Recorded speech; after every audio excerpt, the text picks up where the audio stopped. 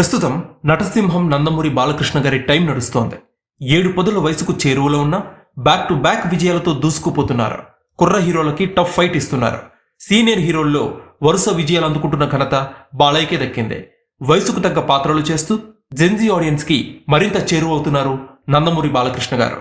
ఇప్పటికే break even cross చేసిన Daaku Maharaj movie closing collections ఎలా ఉన్నాయి, లాభం ఎంత అనే వివరాలు ఈ వీడియోలో తెలుసుకుందాం. డాకు మహారాజ్ సినిమాకి 80 కోట్ల మేర ప్రీ రిలీజ్ బిజినెస్ జరిగింది. ఈ మూవీ బ్రేక్ ఈవెన్ టార్గెట్ 82 కోట్లుగా ట్రేడ్ వర్గాలు నిర్ణయించాయి. ఇక డాకు మహారాజ్ ని గ్రాండ్ గా 1600 స్క్రీన్స్ లో రిలీజ్ చేశారు. ఇక కలెక్షన్స్ విషయానికి వస్తే తొలి వారంలో ఇండియన్ బాక్స్ ఆఫీస్ వద్ద 67 కోట్లు కలెక్ట్ చేసింది డాకు మహారాజ్. రెండో వారంలో 18 కోట్లు, మూడో వారంలో 6 కోట్లు కలెక్ట్ చేసింది. ఇక ప్రాంతాల వారీగా చూస్తే ఏపీ, తెలంగాణలో 80 కోట్లు అందుకోగా నార్త్ లో 8 కోట్ల వరకు అందుకుంది. ఇక ఓవర్సీస్ లో 10 కోట్ల వరకు డాకు మహారాజ్ కలెక్ట్ చేసింది. ఇలా అన్ని సెంటర్స్ లో బ్రేక్ ఈవెన్ ని క్రాస్ చేసింది డాకు మహారాజ్.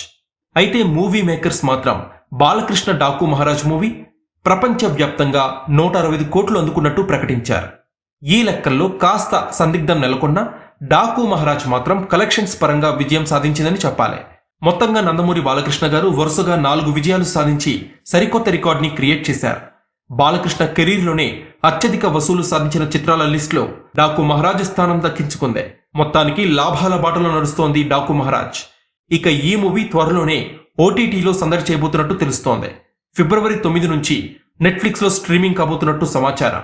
అయితే దీనిపై అధికారిక ప్రకటన రావాల్సి ఉంది. తెలుగుతో పాటు తమిళం, కన్నడ, మలయాళ భాషల్లో కూడా అందుబాటులోకి రాబోతోంది.